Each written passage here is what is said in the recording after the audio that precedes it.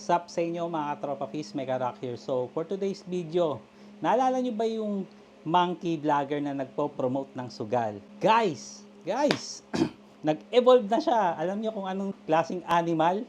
Ha? Nag-evolve na siya, naging aso na siya, kahol ng kahol. Ring, ring, ring, ring, banana phone. Wow! So, eto, yung kinakahol niya guys, fake news. Okay? Fake news yon. Etong sinabi niya, may nag-inform po sa akin ng mga pinagsasabi niya. Nag-send sa akin ng screenshot. So, eto, sabi niya, sa kanila nagkataon yung naging issue. Pero yung unit, di sa kanila at sila mismo nagulat. At yung nag-post, alam mo, dinalhan ng warrant. Wow! Fake news na fake news. At ako pa daw ang nakipagbati agad. Ha ha ha! Wait a minute. Grabe naman to. Grabe naman yung fake news na yan, pre. Saan mo naman yan napulot? Saan mo napulot? Ba gusto mong magkawarant dyan sa pinagsasabi mo. So may screenshot na rin ako. Baka din gusto mong i-validate yan sa boss mo na nagpapasahod sa'yo dyan sa vlog na ginagawa mo sa kanya. At pwede ko ding ipakita yung evidence na fake news, yung mga pinagsasabi mo. Dahil meron akong usapan namin. Yung other party, guys, several times they try to contact me. And they chat me talaga. Okay? Kasi nga, gusto nilang makipag-settle. Yun yung totoo. Sila ang nagpakumbaba guys. At dahil doon, tinigil ko na yung paggawa ng video. May part 7 para talaga ako eh. Kaya lang hindi ko na tinuloy. Yung pinagsasabi ng vlogger na yan na kahol ng kahol, baka yan pa ngayon ang mag-umpisa. Ano bang magandang tawag sa yung aso ka?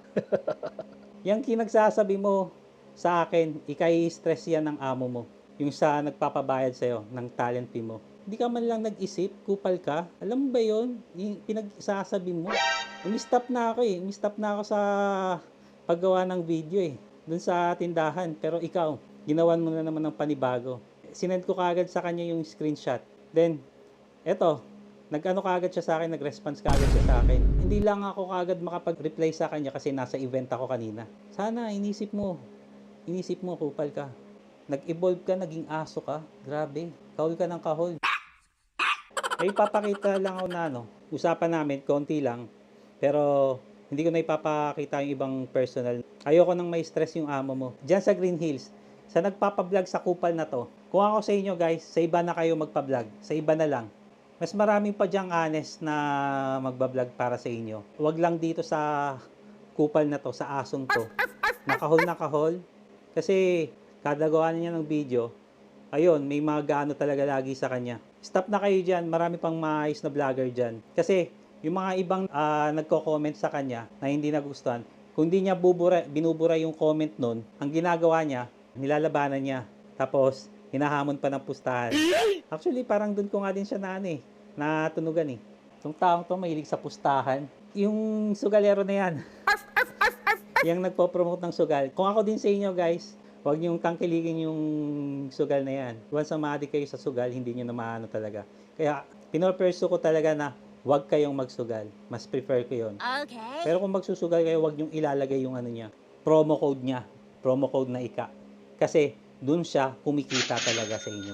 Once na natatalo kayo, kunwari, ayan, pinaglalagay kayo ng 10,000, 5,000. Yung mga nilalagay niya ng mga ganon. Pag natalo yung perang yon, may 50% siya doon. Kunwari, 5,000. May 50% siya doon. May 2,500 siya doon, guys. Wag na. Asong kupal na vlogger. Ha? PI ka. Kupal ka talaga kahit kailan. Napakasinungaling mo. Dahil dyan sa mga pinagsasabi mo, baka mawalan ka pa na ibang opportunity na pagbablagan mo. Kaya mo, hindi kita tatantanan. Dahil dyan sa sinabi mo. Di ka na naawa sa sa amo mo. Binigyan mo na ng panibagong stress. Anyway guys, yun lang naman. Dun sa nag-send sa akin ng screenshot na sinabi niya to, thanks sa'yo, Dre. Shoutout to ba kita? Sige na nga. Percy M, shoutout sa'yo. Salamat. Nasa event ako kanina eh.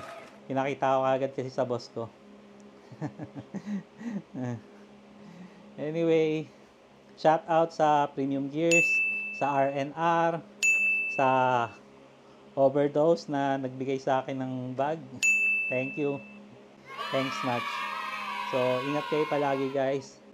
Sa next vlog ko. Lagi ko na tong titirahin siguro kasi grabe yung sinabi niya. Kahon ng kahon. Misleading information, fake news. Baka kailangan mo ng dog food, meron ako dito. Sige guys, bye-bye. Arf, arf.